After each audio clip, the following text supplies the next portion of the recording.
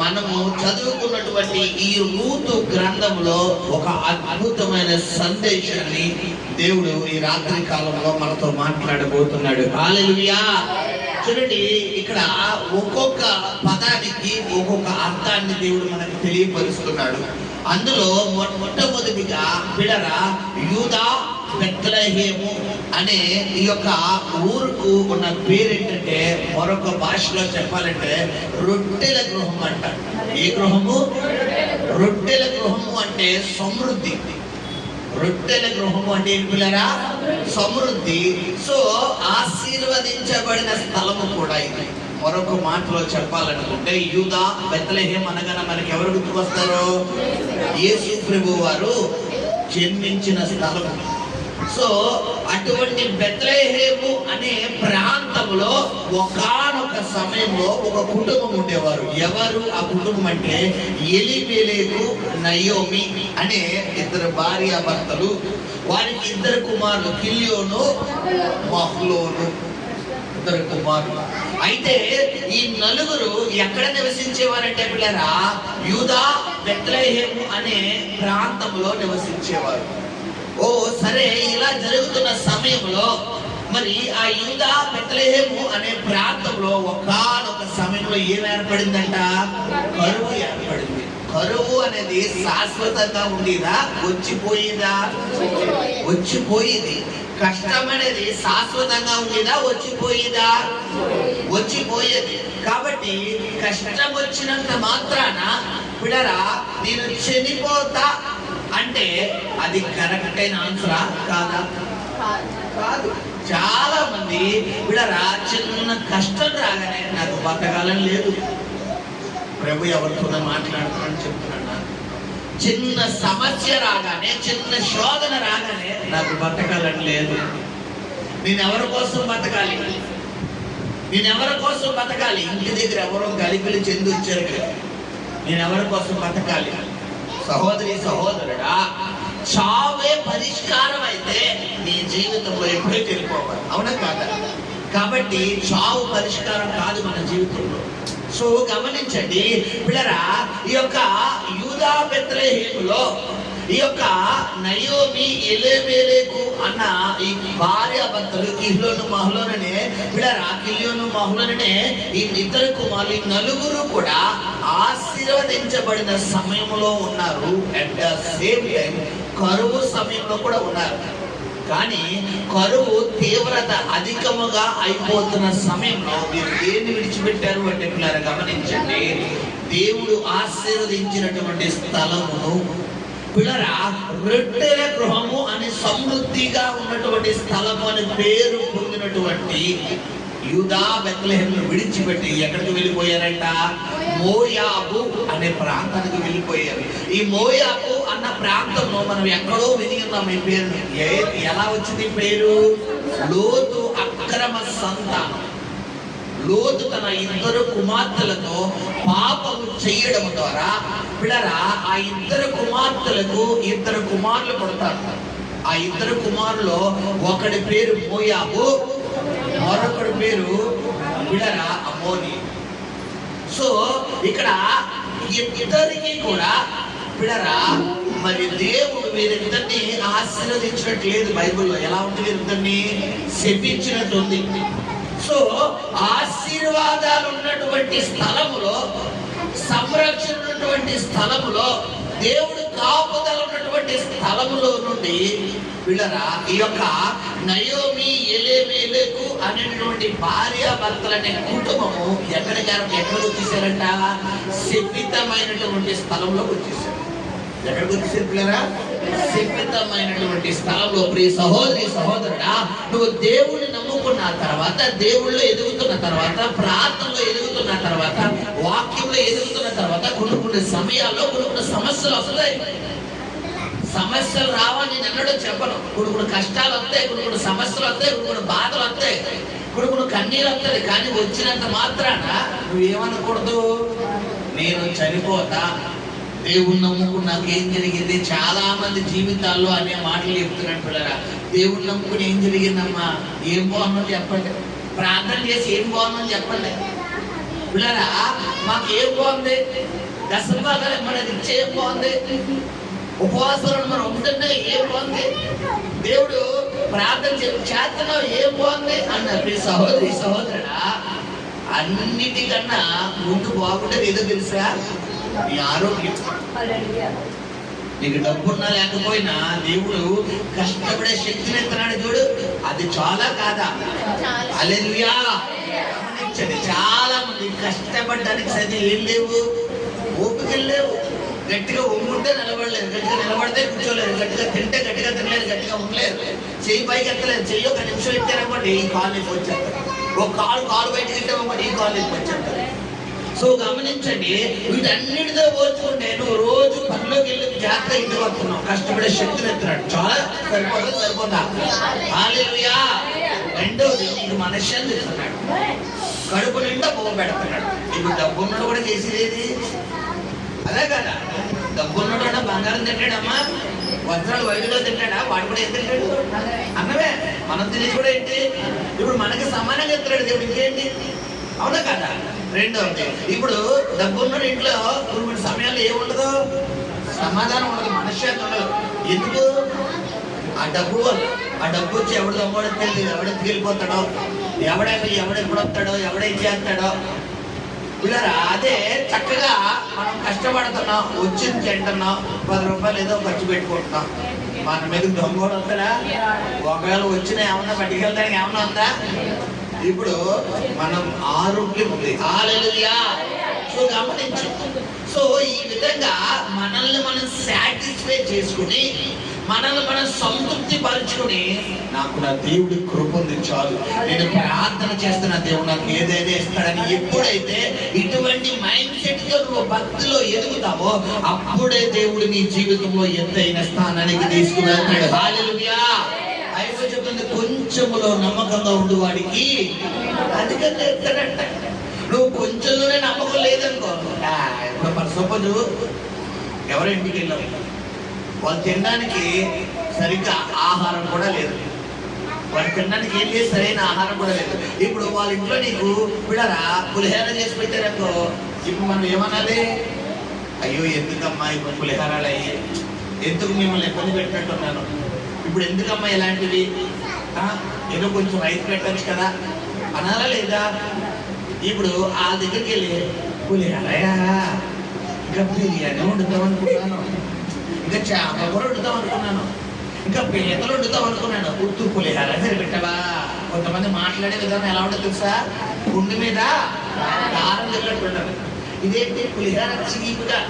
విషయం ఏంటంటే ఇంట్లో సద్దన్నం తినే బ్యాచ్, వీళ్ళ ఇంట్లో ఏం తింటారు? వీళ్ళు సద్దన్నం రాత్రాన్నం తీసే బ్యాచ్. కానీ ఇంట్లో ఎలా మాట్లాడతారు? మాట్లాడే విధానం, I don't like it, you know, వచ్చిదాని ఇంగ్లీష్ అనమాట.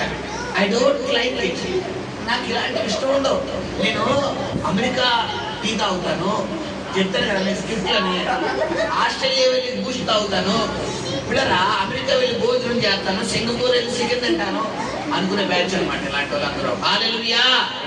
గమనించు, నువ్వు ఎంతగా తగ్గించుకుంటే దేవుడు నేను అంతగా ఇచ్చిస్తాడు. హల్లెలూయా. సో గమనించండి పిల్లరా, ఈ యొక్క యూదా బెత్లెహేము ప్రాంతంలో ఉన్నటువంటి ఈ యొక్క కుటుంబము ఆ దేశంలో ఉన్నంత వరకు అక్కడ కరువే వచ్చింది కాదా, కానీ వీరి కుటుంబంలో దేవుడు రక్షణ ఇచ్చాడు, కాపుదలు ఇచ్చాడు. మరణము పిల్లరా, దేవుడు ఉన్న స్థలంలో మరణం రావడానికి అవకాశం ఉందా? చెప్పాలి. మరణం వస్తుందా? తెగులు వస్తుందా? కరువు వచ్చింది కాదన్న, అక్కడ కరువు వచ్చిందని క్లియర్ గట్టిగా ఉంది. కానీ కరువులో సైతం పోషించే దేవుడే నీవు ఆరాధిస్తున్నటువంటి దేవుడు. హల్లెలూయా. నీ దగ్గర డబ్బులు లేవు, నీ జేబులో సిల్లి కావలేదు, కానీ నీ దేవుడు నీకు సమృద్ధిగా ఆహారం ఇస్తాడు. హల్లెలూయా. వీరి వల్ల చిల్లి కావలేదు, తెల్లారితే ఇంకది కట్టాలి, తెల్లారితే ఈఎంఐ కట్టాలి, తెల్లారితే అది కట్టాలి, తెల్లారితే డబ్బులు లేవు, ఏం చెయ్యాలో అర్థం కావట్లేదు. ప్రార్థన చేయి, రాత్రికి రాత్రి దేవుడు శాసనాలు మార్చేస్తే దేవుడు. హల్లెలూయా. ఇదేం దేవుడు రా బాబు అనుకుంటే కుదరదు. ఈ దేవుడు మహిమ కలిగిన దేవుడు, మహత్యం కలిగిన దేవుడు, రాత్రికి రాత్రే కార్యాలు చేసే దేవుడు. కాబట్టి ఎప్పటికప్పుడు వేడి పెట్టుకొని, ఎప్పటికప్పుడు వేడిగా వండుకొని తినడం బెటరా, ఒక 4 రోజులు శుభ్రంగా వండేసుకుని కొంచెం కొంచెం ఫ్రిడ్జ్లో తీసుకుని అచ్చిపెట్టుకుని తిన్నాం బెటరా? చెప్పలే అంతమా. ఇప్పుడు శుభ్రం మా బ్యూలో ఉంది, మా అమ్మగారు మా అక్క అలా సపరేట్గా ఉంటారు. మా బ్యూలో ఉంది ఎప్పటికప్పుడు చక్కగా వేడిగా ఫ్రెష్గా వండి పెడతాడు. అస్తమానం వండి పెట్టేందుకు పాస్టర్ గారికి అని చెప్పి ఒక 3 రోజులు వండేసి శుభ్రంగా ఒక 5 కేజీలు కుక్కరు, శుభ్రంగా 5 కేజీలు కుక్కరు, ఒక కేజీ కోడి శుభ్రంగా వండేసి బిడ్డలో పెట్టేసి అస్తమానం మా వారికి వేడిగా కావాలి కదా అని చెప్పి తీసి కొద్దిగా అన్నం తీసి ఆ పొయ్యి మూకిట్లో వేసి అచ్చబెట్టేసి ఇదిగో వేడి అన్నం ఉంటే నేను తినేస్తాను. కానీ ఎవరికి లెక్క తిప్పుకోలే, ఎందుకు ఎవరిని మోసం చేస్తున్నారు? చేయలేండి, చాలా మంచిగా అన్నం పెడతారు. హల్లెలూయా. సహోదరి సహోదరుడా, నీ దేవుడు చెయ్యాలని అలా చేయొచ్చుగా. నీ జీవితంలో నీ ఇంట్లో 2 కోట్లు ఎట్టి ఒక 2 కోట్లు 50 లక్షలు పెట్టేసి నీకు డబ్బు అనేది అవసరం అనుకుంటే వెంటనే ఆ 50 లక్షలు లక్షే కదా పర్లేదు తీసేచ్చు అనుకుంటే నీకు ప్రార్థన వస్తుంది. ఇప్పుడు నాకు డబ్బు కావాలి, లక్ష రూపాయలు నాకు 1000 రూపాయలు కావాలి, నువ్వు ఆయన నీ భారం వస్తుందా? ఎందుకు లేదు? దగ్గర ఏముంది? ఆల్రెడీ లక్ష ఉందిగా, 1 కోటి రూపాయలు ఉంది. ఆ 1 లక్షే కదా, కళ ఇచ్చేద్దాం, ఎంతసేపు సెకండ్లు ఇచ్చేద్దాం. ఇప్పుడు ప్రార్థన ఉంటుందా? ఎందుకు? డబ్బు ఉంది. గమనించి ఇప్పుడు నీ దగ్గర నుంచి ప్రార్థన రప్పించుకోవాలంటే ఆయన ఏం చెయ్యాలి? ఆ బీరువాకి లాక్ వేసి లాక్ ఆయన జేబులో పెట్టుకోవాలి. అర్థమైందా? బీరువాకి లాక్ వేసేసి లాక్ ఎవరు జేబు పెట్టుకుంటాడు? ఆయన జేబులో. అంటే మ్యాటర్ ఏంటంటే మీ ఇంట్లో బీరువా ఉంది, ఆ బీరువా నీకు కనపడదంటే మీ ఇంట్లో లాకర్ ఉంది తెలుసా? అయితే మా ఇంట్లో లాకర్ ఉంది ఎక్కడ చెప్పి తవ్వేకమ్మా. హల్లెలూయా. గమనించండి పిల్లరా, మీ ఇంట్లో దేవుడు ఆశీర్వాదం ఉంది. అయితే నువ్వు ప్రార్థన చేసినప్పుడే ఆ ఆశీర్వాదం నీకు కనబడతాయి. హల్లెలూయా. యూదా బెత్లెహేములో ఆశీర్వదించబడ్డ స్థలం అది రొట్టెల గృహం అంట. అది సమృద్ధి కలిగిన స్థలం. అక్కడ ప్రార్థన చేయవలసిన బాధ్యత ఎవరిదంటే ఆ భార్య భర్తలు. కానీ వారు ఏం చేస్తున్నారు? ఆశీర్వదించబడిన స్థలాన్ని విడిచిపెట్టి ఎక్కడికి వెళ్ళిపోతున్నారు? శపించబడిన స్థలానికి వెళ్ళిపోతున్నారు. మొట్టమొదటిగా వీళ్ళు చేసిన పొరపాటు సహోదరి సహోదరుడా, నీ జీవితంలో నీవు తెలియక కొన్ని పొరపాట్లు చేస్తే, తెలిసి కొన్ని పొరపాట్లు చేస్తావు. చాలా మంది పిల్లలు వారి జీవితంలో కొన్ని పొరపాట్లు కూడా వారు వెళ్తున్నప్పుడు ఏం చేస్తారు? కొంతమంది తెలిసి తప్పు చేస్తారు, కొంతమంది తెలియక తప్పు చేస్తారు. అందుకే నీ జీవితంలో భయంకరమైనటువంటి కరువును నువ్వు ఎదుర్కొంటావు. చాలా మందికి తెలియదు. నేను కష్టపడినంటే ఏమైపోతుందో తెలియదు పాస్టర్ గారు, అసలు ఏం జరుగుతుందో తెలియదు పాస్టర్ గారు, నాకు ఏం అర్థం కావట్లేదండి, అసలు కష్టపడిన రూపాయలన్నీ ఎటు వెళ్ళిపోతున్నాయి, సిలి సంచులో వేసుకున్న అనుభవం కలుగుతుందండి అని చాలా మంది బాధపడతారు. సహోదరి సహోదరుడా, నీ జీవితంలో నువ్వు ఆ యొక్క అనుభవం ఎదుర్కోవడానికి కారణం ఏంటో తెలుసా? దేవుడు చిత్తానుసారంగా నువ్వు నడుచుకోకపోవడం. దేవుడు నీకు ఇచ్చినటువంటి ధనాన్ని ఎలా వాడాలంటే దేవుడికి ఇష్టమైన రీతిగా వాడాలి. గమనించారు. చాలా మంది డబ్బు ఉంది కదా అని ఏం చేస్తారు? ఇంకా వీళ్ళని ఆపేవాళ్ళు లేరు పిల్లరా. ఇంకా అనుభవించు రాజా. ఇంకా రోజు బిర్యానీయే. ఇంట్లో కొండ తగ్గితే కూరగాయలు వస్తాయా? రావు. రోజు బిర్యానీ, రోజు ఫ్రైడ్ రైస్, రోజు రెస్టారెంట్లే, రోజు బట్టల షాప్లే, రోజు ఫ్యాన్సీలే, రోజు షాపింగ్లే. ఒక రోజు వస్తుంది పిల్లరా, ఎవడైనా బిర్యానీ పెడితే బాగుంది, ఎవడైనా ఫ్రైడ్ రైస్ ఎత్తే బాగుంది, ఎవడైనా ఏమన్నా ఎత్తే బాగుంటుంది. ఎందుకు? ఉన్నప్పుడు ఏం చేయలేదు, మనం పొదుపు చేయలేదు. హల్లెలూయా. గమనించు సహోదరి సహోదరుడా, నీ జీవితంలో నువ్వు ఆశీర్వాదాలు పొందుకునే స్థలమైనటువంటి దేవుడు సన్నిధిని విడిచిపెట్టి మోయాబు అనే లోకములోకి గనక నువ్వు వెళ్ళావా, నీ జీవితం క్లోజ్ అయిపోయినట్టు. ఇక్కడ మోయాబు అంటే ఏ ప్రాంతం? మనకి చెప్పించంటే లోకం. బెత్లెహేం అంటే ఏ ప్లేసు? దేవుడు సన్నిధి. నువ్వు దేవుడిని విడిచిపెట్టి, ప్రార్థన జీవితాన్ని విడిచిపెట్టి, పరిశుద్ధమైన జీవితాన్ని విడిచిపెట్టి, దేవుడికి ఇష్టమైన జీవితాన్ని విడిచిపెట్టి, ఈ రోజుల్లో మంచి రోజులు లేవు పాస్టర్ గారు. ఈ రోజుల్లో పరిశుద్ధతకి రోజులు లేవండి. ఈ రోజుల్లో నీతికి రోజులు లేవండి. మనం కూడా పోరాడాలి, మనం కూడా తిట్టాలి, మనం కూడా గొడవాడాలి, మనం కూడా బూతులాడాలి, మనం కూడా 2 అడుగులు ఎక్కువ వేయాలి. వాళ్ళు ఒకటంటే మనం రెండు అనాలండి. అలా అంటేనే రోజులన్నీ అని చెప్పి నువ్వు గనక మోయాబుకు వెళ్ళిపోతే భయంకరమైన నష్టాన్ని చవి చూస్తావు సహోదరి సహోదరుడు. నాకు తెలిసిన ఒక సహోదరి ఉన్నారు. ఆ సహోదరి మరి కోవిడ్ ప్రాంతంలో ఉంటారు. సరే, ఆమె నాతో ఫోన్ కాల్ మాట్లాడుతూ పిల్లరా తనకు బేబచ్చమైన అప్పుల్లో ఉన్నారు ప్రస్తుతానికి. చాలా సీవియర్ అప్పు. అమ్మాయి కొద్దిగా అందంగా ఉంటారు, 2 పిల్లలు.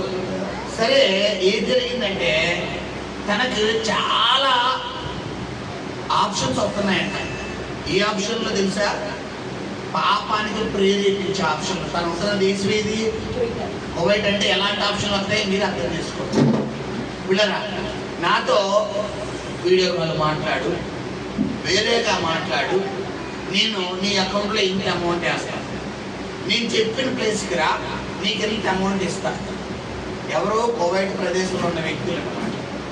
ఇప్పుడు అక్కడ తన భర్త గారు లేరు, తన కుటుంబ సభ్యులు లేరు, ఎవరో లేరు.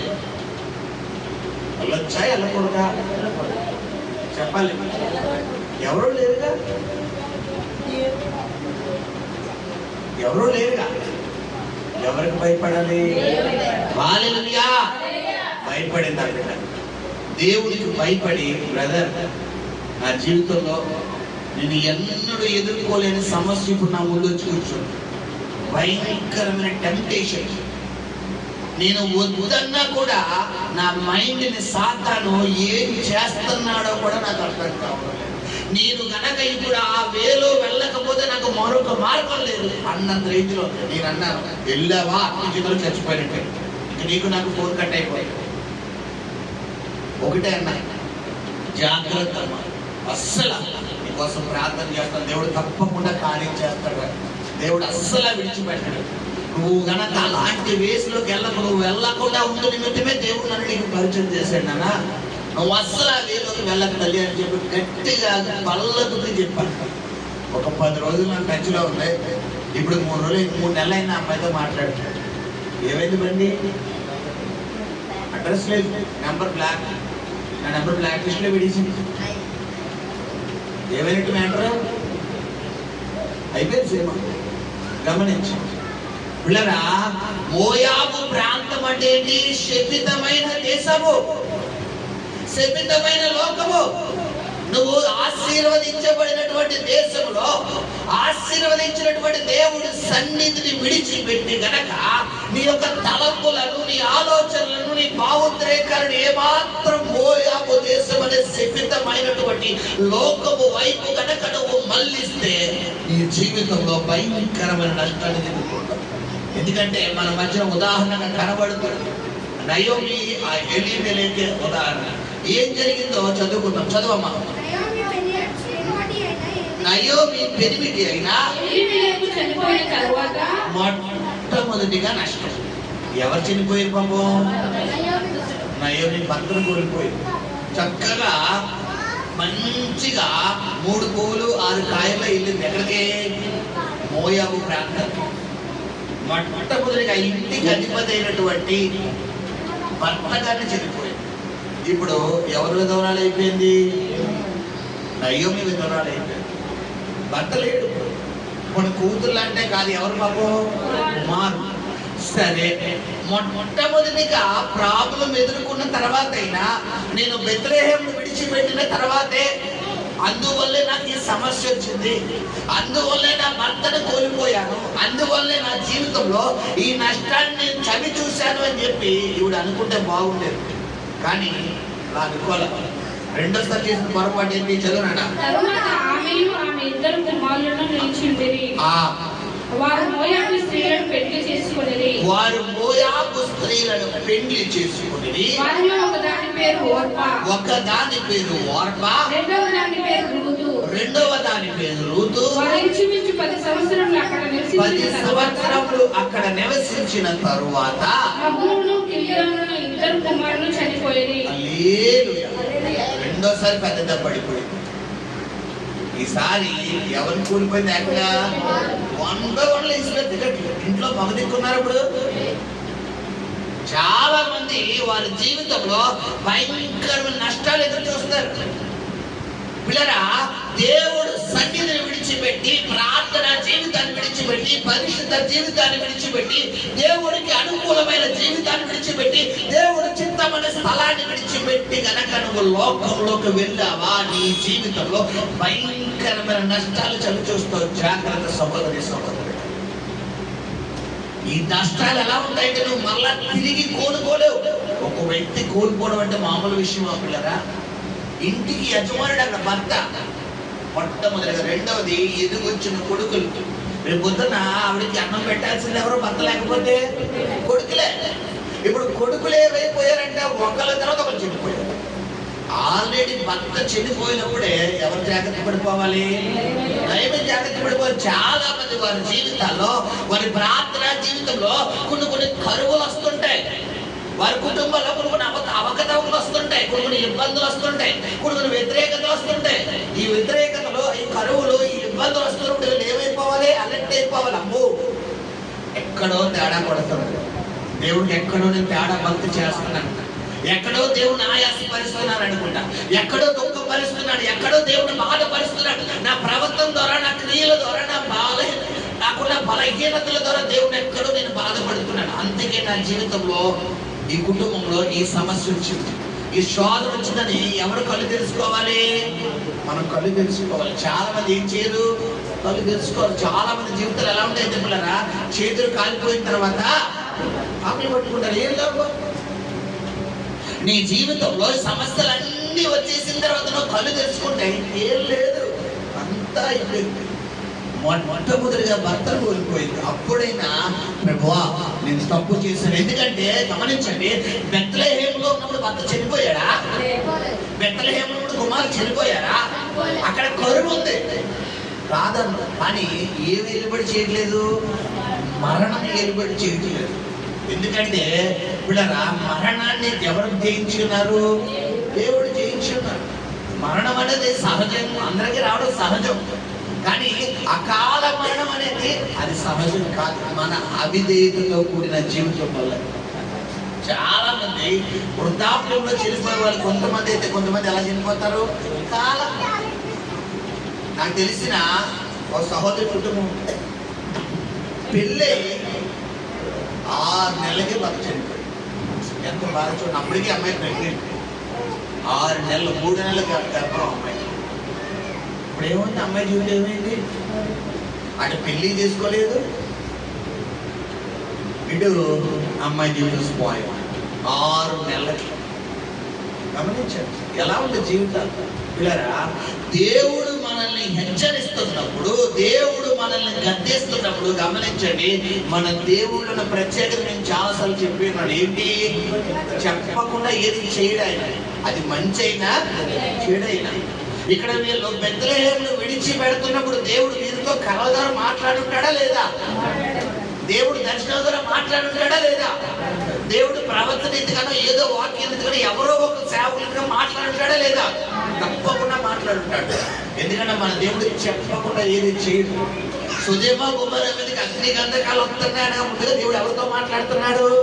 అబ్రాహాంతో మాట్లాడుతున్నాడు. లోతు ఆ ప్రాంతంలో అగ్ని గంధకాలు దిగిపోతున్నాయి అన్నప్పుడు లోతు కుటుంబం కూడా అసలు పాపం చేయకూడదు. మనం చదువుకుంటే ఆ అధ్యాయం మీరు చదువుకున్నారా? అసలు తీయండి, లోతు గురించి ఒకసారి చదువుకున్న తర్వాత వద్దాము. ఆదికాండము 19వ అధ్యాయం. ఆదికాండము 19వ అధ్యాయము 17వ వచనం చదువునాడా?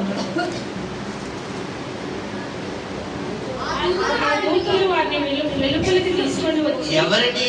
లోతును, లోతు భార్యను, లోతు బిడ్డలను వారిని వెలుపలికి తీసుకుని వచ్చి ఆయన నీ ప్రాణాన్ని దక్కించుకున్నట్లు పారిపోము, నీవు వెనుకకు చూడకుము, ఈ మైదానములో ఎక్కడను నిలవక నీవు నశించిపోకుండా ఆ పర్వతమునకు పారిపోమని చెప్పగా లోతు ప్రభువా అలాగు కాదు, ఇదిగో నీ కటాక్షము నీ దాసుని మీద వచ్చినది నా ప్రాణము రక్షించుట వలన నా ప్రాణము రక్షించుట వలన నీవు నా ఎడల కనుపరిచిన నీ కృపను గణపరచితివి. ఓకే, నేను ఆ పర్వతమునకు తప్పించుకొని పోలేను. ఈ కీడు నాకు సంభవించి చచ్చిపోవుదునేమో. ఇదిగో పారిపోవుటకు ఈ ఊరు సమీపంలో ఉన్నది. అది చిన్నది. నన్ను అక్కడికి తప్పించుకొని పోనిమ్ము. అది చిన్నది కదా. నేను బ్రతుకుదునని చెప్పినప్పుడు ఆయన ఇదిగో నీవు చెప్పిన ఈ ఊరు నాశనము చేయను. ఈ విషయంలో నీ మనవి అంగీకరించితిని. నీవు త్వరపడి అక్కడికి తప్పించుకొని పొమ్ము. నీవు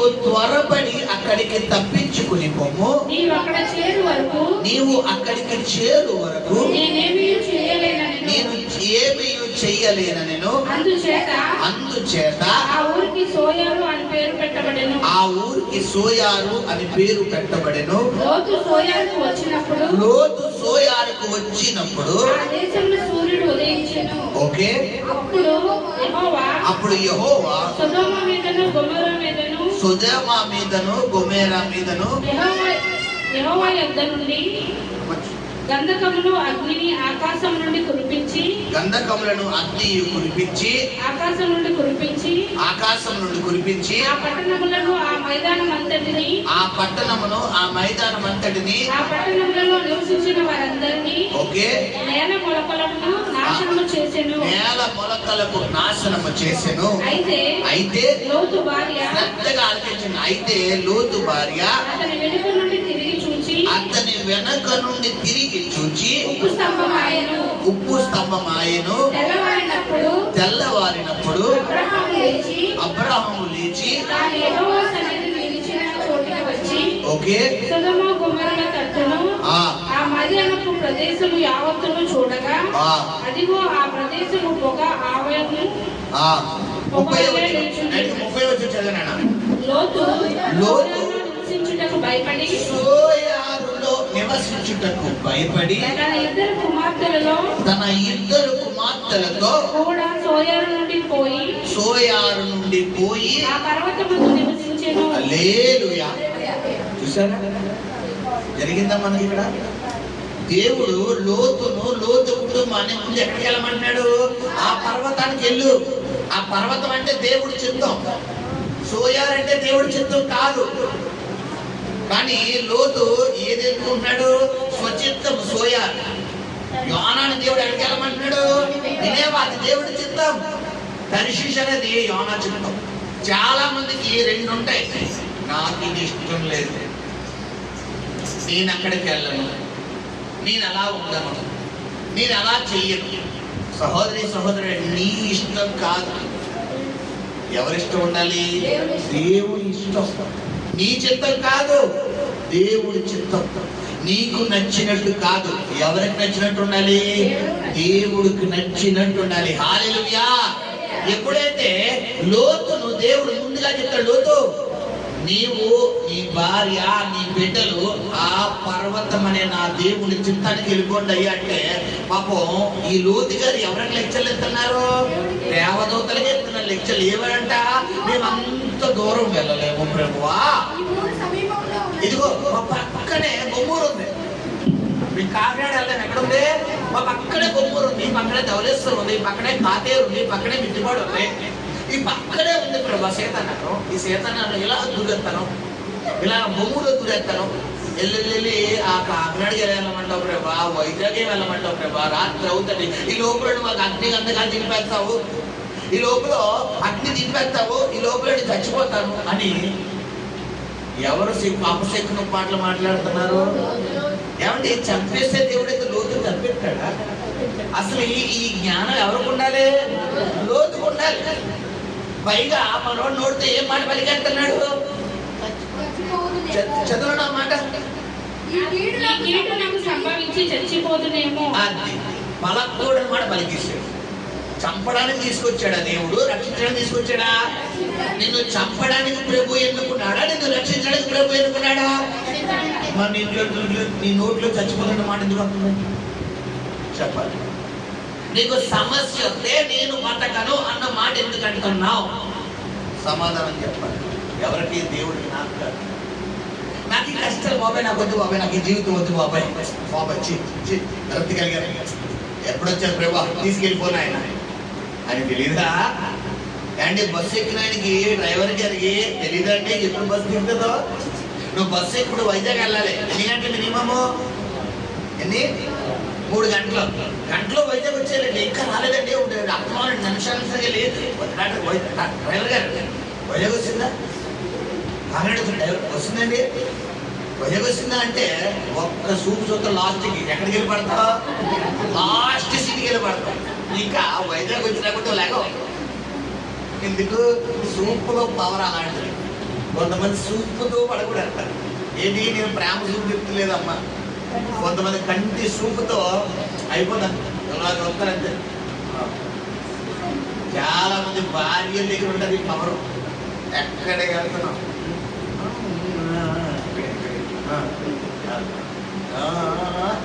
అది లోతు ఏం చేస్తున్నాడంటే దేవుడు సేవకులకు దేవుడు దూతలుగా లెక్కిస్తున్నాడు. ఏం చెప్తా? ఆ పర్వతానికి వెళ్ళయ్యా బాబు అంటే ఏం చేస్తున్నాడు?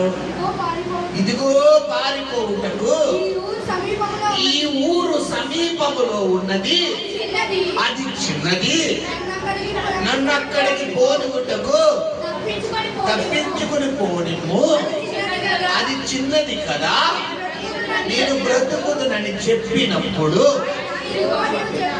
చూడండి, దేవుడు ఇప్పుడు ఎవరి చిత్తానికి ఓటేస్తున్నాడు ఇక్కడ కదా? ఎంత గొప్ప దేవుడు అమ్మా. లేదు లోతు నువ్వు ఆ పర్వతానికి వెళ్ళాలి, దేవుడు చిత్తం అది నువ్వు వాదిస్తున్నాడా? ఎందుకంటే బైబిల్ ఉంది యెహోవా నరుడితో ఏం చేయాలంట? Discussion better. దేవుడు నీతో నీకు ఇష్టాన్ని గౌరవిస్తాడు. అదే మన దేవుళ్ళో గొప్పతనం. మన దేవుళ్ళో గొప్పతనం అది. సరే ఇప్పుడు ఏం చేస్తున్నాడు? సరే నువ్వు వెళ్ళిన ప్రాంతానికి వెళ్ళు, అక్కడ చుట్టూ దేవుడు కంచె వేయబోతున్నాను, నా కృప ఉండబోతుంది, నా కాపుదలు ఉండబోతుందని దేవుడు ఎవరితో మాట్లాడుతున్నాడు? లోతుతో మాట్లాడుతున్నాడు. సరే ఇలా జరిగిన తర్వాత ఇప్పుడు సుదేమ కుమారుని దేవుడు అంతం చేయడం మొదలెట్టాడు. అగ్ని గంటకాలు దింపడం మొదలెట్టాడు. ఇప్పుడు ఈ సుదేమ కుమార ప్రాంతానికి మనం మ్యాప్ లో చూస్తే అర్థమవుతుంది. మీరు బైబిల్ వెనకాల మ్యాప్ ఉండదు, మీకు ఇలా చూడండి, టైం లేదు. ఆ సుదేమ కుమార ప్రాంతానికి ఈ సోయార్ ప్రాంతానికి దగ్గర కనెక్షన్.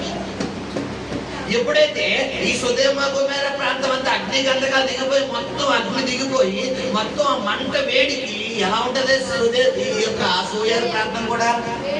ఫర్ సపోజ్ మన ఎండలకి ఒక నిమిషంలో రూమ్ ఉండగలిగామా? ఎలా ఉండదు మనకి? ఏది నైట్ 9 గంటలకి టైంకి ఎలా ఉండేది మనకి? అగ్ని దిగిపోయేది. సూర్యుడు ఎప్పుడు వచ్చేవాడు? ఉదయం 6 గంటలకు వచ్చేవాడు, సాయంత్రం 6 గంటల దాకా ఉండేవాడు. కానీ ఆయన నీడలో వెళ్ళిపోయిన తర్వాత కూడా మనకి ఎలా ఉండేది? ఒక సూర్యుడు కొన్ని వందల వేల కిలోమీటర్ల దూరంలో ఉన్న సూర్య కిరణాలకే మనకి ఎలా ఉంటే, ఇప్పుడు ఎవరన్నా బయట సెలమెంట్ చేసి మన దగ్గరికి వెళ్ళి ఒక 5 నిమిషాల తర్వాత సరౌండ్ అంటే ఎలా ఉంటుంది? వేడిగా. ఇప్పుడు అలాంటిది ఒక దేశం మీద దేవుడు ఏమి తినిపించాడంట? అగ్ని గంధకాలు దింపేస్తే అది మొత్తం తగలడిపోతే ఆ వేడి సోయారు ప్రాంతాన్ని కొడితే ఈ లోతు గారికి చూడగానే ఆ యొక్క సన్నివేశం చూడగానే లోతు గారికి ఏమొచ్చేసిందంట? భయపడిపోయాడు. ఎవరి మీద? ఎవరిచ్చిన వాగ్దానం మర్చిపోయారు. ఏ వాగ్దానం ఇచ్చాడు? లోతుకి వద్ద చదువునా 20వ అధ్యాయం 19వ అధ్యాయం లోతుకి ఏ వాగ్దానం ఇచ్చాడు మనం చదువుకున్నాము. చదువునా?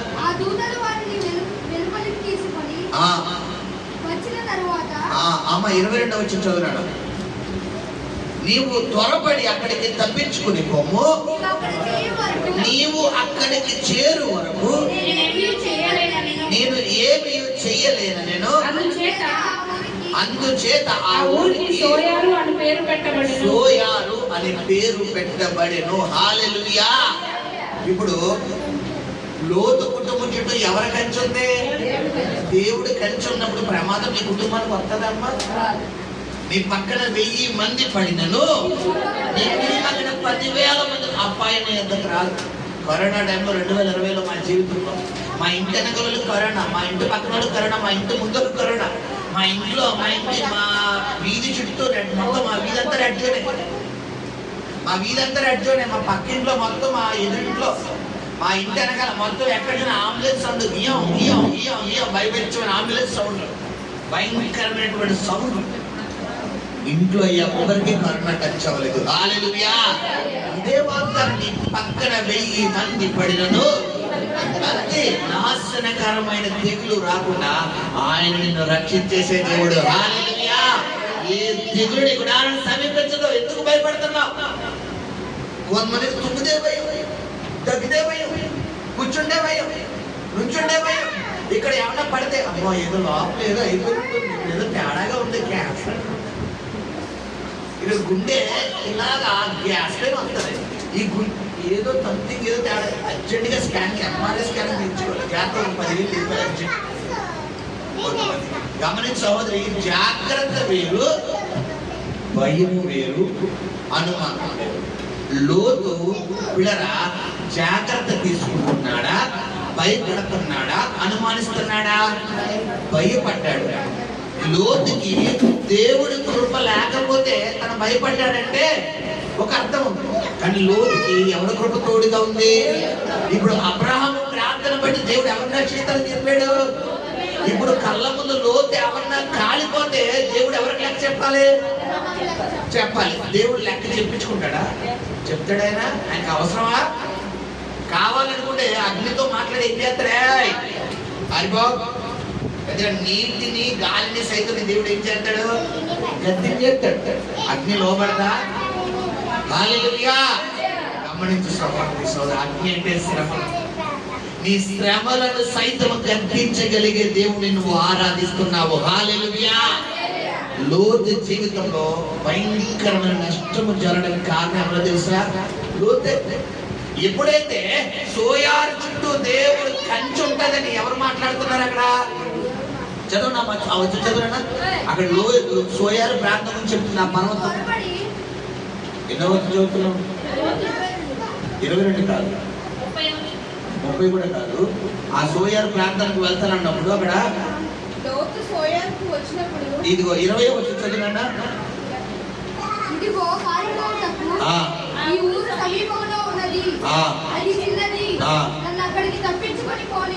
ఓకే,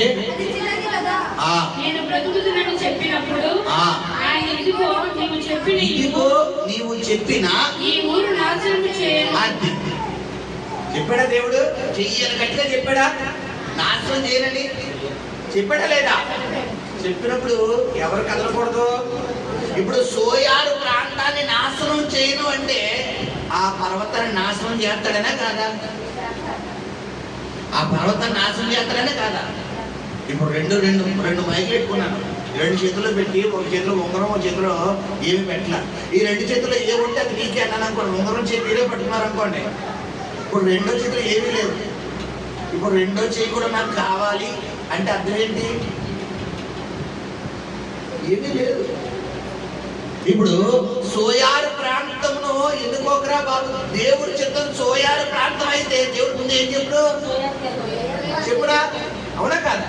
కానీ సోయారు ప్రాంతంలో ఒకవేళ లోతు వెళ్తే అక్కడ పక్కనే సోయారు ప్రాంతం పక్కనే సుదేమ ఉంది కాబట్టి ఆ అగ్ని గంధకాలు చూడగానే ఆ వేడికి ఎవరు భయపడతారని ఎవరికి తెలుసు?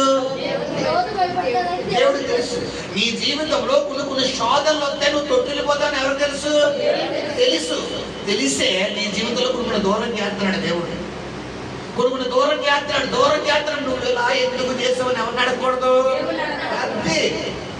నువ్వు ఇలా ఎందుకు చేస్తావు? నా జీవితం ఎందుకు ఎలా చేస్తావు? నువ్వు నిటారుగా పెట్టచ్చు కదా, వంకరగా ఎందుకు పెట్టావు? నిలువుగా పెట్టచ్చు కదా, ఒంగో పెట్టచ్చు కదా, అలా చేయొచ్చు కదా, కూర్చోబెట్టచ్చు కదా అని ఎవరికి లెక్కలు ఇవ్వకూడదు. అంతే.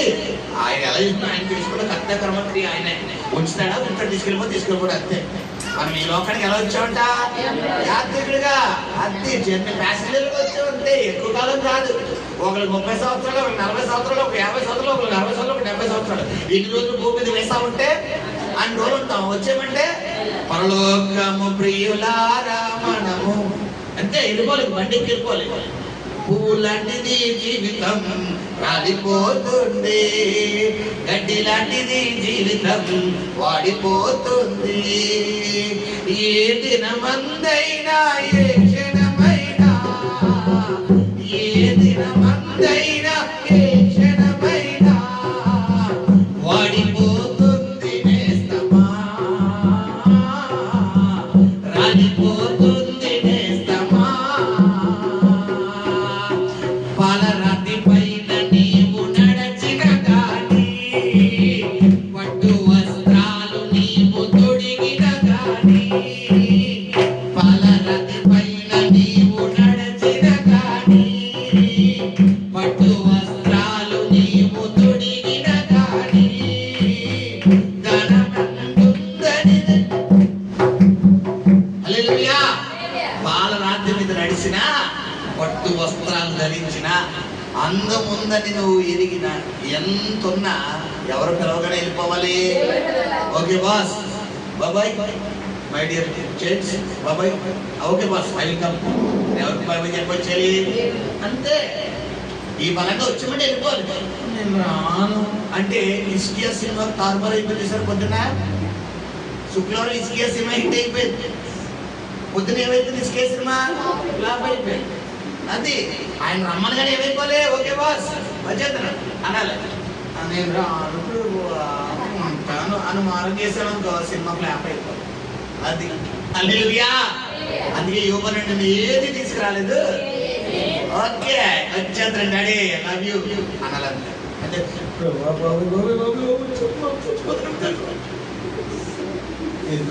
చచ్చిపోతే అడిగేస్తావా?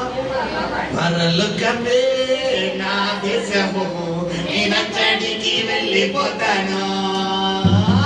పరలోకమే నా దేశము, నీ నచ్చడికి వెళ్ళిపోతాను. అచ్చట ఆనందమానందమానందమే, ఎంతో ఆనందమానందమానందమే. అచ్చట ఆనందమానందమానందమే, ఎంతో ఆనందమానందమానందమే. పరలోకమే నా దేశము, నీ నచ్చడికి వెళ్ళిపోతాను. చేతుల మహోత్సవం నేను చూస్తూ ఉంటాను, దేవదూతలతో నేను పాడుకుంటాను. చేతుల మహోత్సవం నేను చూస్తూ ఉంటాను, దేవదూతలతో నేను పాడుకుంటాను. దుఃఖమంటూ నాకు రానే రాదు, నా బాష్ప బిందువులు తుడవబడును. దుఃఖమంటూ నాకు రానే రాదు, నా బాష్ప బిందువులు తుడవబడును. అందుకే అచ్చట ఆనందమానందమే, ఎంతో ఆనందమానందమానందమే. హల్లెలూయా. ఈ పలంగా వచ్చామంటే వెళ్ళిపోతున్నారు. హల్లెలూయా చెప్పండి అమ్మా. ఆ బీరువాలో క్యాష్ ఏమైపోతుంది, ఆ బ్యాంకులో క్యాష్ ఏమైపోద్ది, ఆ బంగారం అక్కడ ఇచ్చాడు తయారు చేయబడిచ్చాడు, ఆ బంగారం ఏమైపోతే. అయ్యో స్థలం రెండు స్థలం ఏమైపోతుంది. అయ్యో మీరు అలా అనుకోండి మాస్టర్ గారు, ఏంటంటే బాబు మీరు ఏదో ఆశీర్వదిస్తారు కదా, దీవిస్తారు కదా అనుకుంటే ఇప్పుడు పరలోకం పంపించేస్తారంటే ఏంటంటే బాబు అనుకుంటే. ఈ లోకంలో ఈ లోకం మాయరా, పరలోకం శాశ్వతమురా. ఈ లోకం మాయరా, పరలోకం శాశ్వతమురా. నరుడా ఓ నరుడా మంచి చేతనరా, నరుడా ఓ నరుడా యేసయ్య మాటనరా. హల్లెలూయా. ఈ లోకం శాశ్వతం కాదమ్మా. ఈ లోకం మనకు క్షయమైనది, అక్షయమైనది ఏది? పరలోకం. గమనించు, ఏది శాశ్వతం కాదు. ఈ డబ్బు శాశ్వతం కాదు, ఈ బంగారం శాశ్వతం కాదు, నీ అందచందాలు శాశ్వతం కాదు, నీ చదువులు, నీ యొక్క ధనము, నీ బంగారం, నీ ఉద్యోగం ఏది శాశ్వతం కాదు. శాశ్వతమైనది ఒకటే, పరలోక రాజ్యము. హల్లెలూయా. అపోస్తలులైన పౌలు, ఇదిగో నా పరుగు నిన్ను తుదముట్టించుకుని నా కొరకు నీతి కిరీటం ఏర్పరచబడింది, దాన్ని ఎత్తుకుంటానంటాడు. హల్లెలూయా. నీ రాజ్యం, నీ ఆలోచన ఎలా ఉండాలి? నీ గురి దేని మీద ఉండాలి? పరలోకం. నేను ఎప్పటికైనా పరలోకం వెళ్ళాలి. కొంతమంది గురి ఆ జగన్ గారు తలవిచ్చాడు, ఎప్పుడు ఇల్లు కడతాను, ఆయన ప్రభుత్వంలో తలవిచ్చాడు, ఈ ప్రభుత్వంలో ఇల్లు కట్టిస్తాడో లేదో, లేదా ఒక స్థలం తీసేసుకుంటాడు. కొంతమంది ఆ ఇల్లు కట్టింది కానీ ఆ స్లాబ్ వేసేస్తే బాగుంది. కొంతమంది ఈ హారం చేయించుకున్నాను కింద సంవత్సరం, ఇప్పుడు తాడు చేయించుకుంటే బెటర్. ఎంతవరకు చెప్పాలి చెప్పాలి? కొన్నే శాశ్వతమైంది కాదు బిడ్డ. అవన్నీ ఇలా వచ్చాలో మానేపోతాడు. శాశ్వతమైంది పరలోక రాజ్యం ఒకటే. హల్లెలూయా. గమనించండి, బెత్లెహేము రొట్టెల గృహము, సమృద్ధి కలిగిన ఇల్లు. దేవుడు చిత్తమనే రొట్టెల గృహం అనే బెత్లెహేమును విడిచిపెట్టి నీ జీవితంలో కొన్ని కరువులు వచ్చినాయి, కొన్ని ఇబ్బందులు వచ్చినాయి, కొన్ని ఆటంకాలు వచ్చినాయి, కొన్ని వ్యతిరేకతలు వచ్చినాయి అని కనుక నువ్వు ప్రార్థనా జీవితాన్ని మారినా, దేవుడు సన్నిధిని మారినా, దేవుడు చిత్తాన్ని నువ్వు మారినా, నీ జీవితంలో ఎలాంటి నష్టం అంటే జీవితంలో చూడలేని నష్టాన్ని ఎదుర్కొంటావు సోదరుడా. దేవుడు వాక్యం ద్వారా మనతో మాట్లాడాడు. ఎప్పుడైతే లోతును మన ముందు దేవుడు ఉదాహరణ నుంచి ఉన్నాడు. లోతు ఏం చేశాడు? చివరికి ఆ పర్వత లాస్ట్ కి దేవుడు ఎల్లమన్న స్థలానికి వెళ్ళాడు. ఎందుకు మ్యాటర్ చూశారు మీరు? ఇక్కడ దేవుడు ఏ ప్రాంతానికి వెళ్ళమని ముందు? ఆ పర్వతానికి వెళ్ళాడు. లోతు కూడా ఎక్కడికి వెళ్ళాడు? లాస్ట్ ఎక్కడికి వెళ్ళాడు? చదివాక చదవన్న మాట సరే.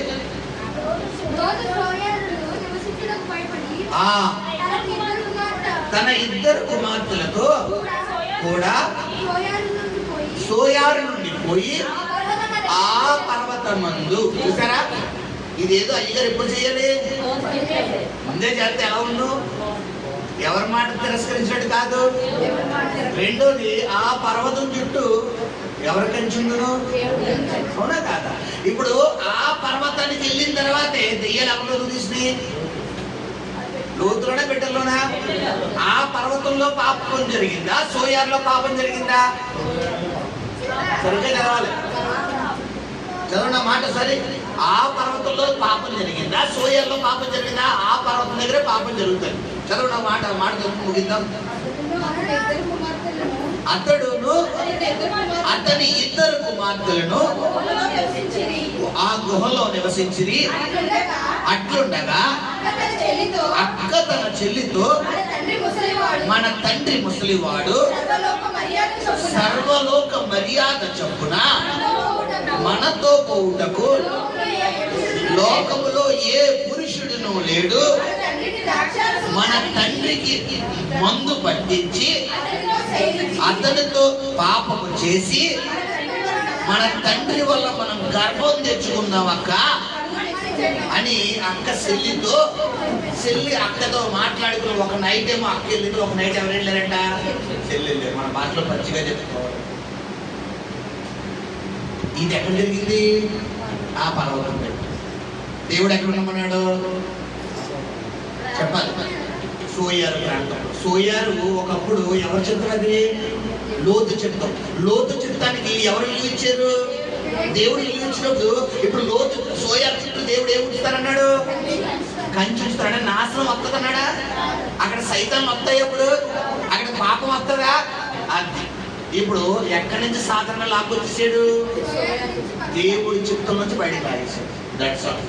నీ జీవితంలో కొన్ని ఆశీర్వాదాలు నువ్వు కోల్పోతున్నావంటే ఎక్కడి నుంచి నువ్వు బయటకు వస్తున్నావు? దేవుడి చిత్తం నుంచి. అది గమనించు. బెత్లెహేము అనే దేవుడి చిత్తంలో నుండి రూతు పిల్లరా క్షమించండి, నయోమి ఎలిమెలకి ఎక్కడికి వచ్చారు? బయటకు వచ్చారు. అంతే. మన జీవితంలో కొన్ని నష్టాలు వస్తున్నాయంటే మనం ఏం చేస్తున్నట్టు లెక్క? దేవుడి చిత్తంగా ఎక్కడో జరుగుతుంది నీ జీవితంలో. నువ్వే ఆలోచించుకో, నీకే సమాధానం దొరుకుతుంది. నువ్వు అంత కరువులో ఉంటున్నావు, అంత ఇబ్బందుల్లో ఉంటున్నావు, అంత వ్యతిరేకత వస్తున్నాయి, అంత మానసిక ఒత్తిడి వస్తున్నాయి. ఎక్కడో తేడా జరుగుతుంది. ఆ తేడా ఎవరికి తెలుసు? నీకు దేవుడికి తప్ప మగవాడికి ఎవరికి తెలియదు. నాతో సహా ఎవరికి తెలియదు. ఎవరికి తెలుసు? నీకు దేవుడికే తెలుసు. కాబట్టి ఆ తేడా ఏంటి? రాత్రి బయట పెట్టి దేవుడి సన్నిధిలో పశ్చాత్తాపడు. దేవుడు మరలా నిన్ను ఆశీర్వదించబోతున్నాడు, మరలా దీవించబోతున్నాడు. మరలా ఎవరి కొంత ఆరంభం అక్కడ ఏర్పడిందంట. బెత్లెహేములో మరలా సమృద్ధి ఉందని వార్త ఎవరు కనబడిందంట? నయోమి కనబడి మళ్ళా వెళ్దామని ట్రై చేసింది. నువ్వు మళ్ళా బెత్లెహేంలోకి వెళ్ళబోతున్నావు, మళ్ళా ఆశీర్వాదాలు పొందుకోబోతున్నావు, మళ్ళా దీవెన పొందుకోబోతున్నావు, మళ్ళా సమృద్ధి నీ ఇంట్లో పొంగి ప్రవహించబోతుంది, నీ గానుగల నిండా ద్రాక్షరసం పొంగి ప్రవహించబోతుంది, నీ తొట్టులో పిండి తక్కువ, నీ బుడ్డులను అయిపోకూడదు. భూమి మీద యెహోవా ఆశీర్వాదం కురిపించే వరకు సమృద్ధిని దేవుడు నీకు అధికం చేయబోతున్నాడు. కళ్ళు మూసుకొని ప్రార్థన చేస్తారు. పరిశుద్ధురాడికి స్తోత్రం నాయన. ఈ అద్భుతమైన వాక్యం ద్వారా మీరు మాతో